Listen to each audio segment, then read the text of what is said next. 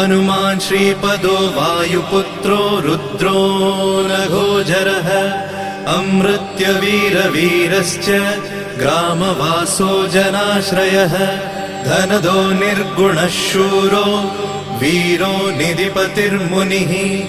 पिङ्गाक्षो वरदो वाग्मी सीताशोकविनाशकः शिवः शर्वपरो व्यक्तो व्यक्ताव्यक्तो धराधरः पिङ्गकेशः पिङ्गरोमा श्रुतिगम्यः सनातनः अनादिर्भगवान् देवो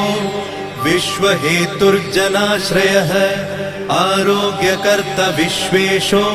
विश्वनाथो हरीश्वरः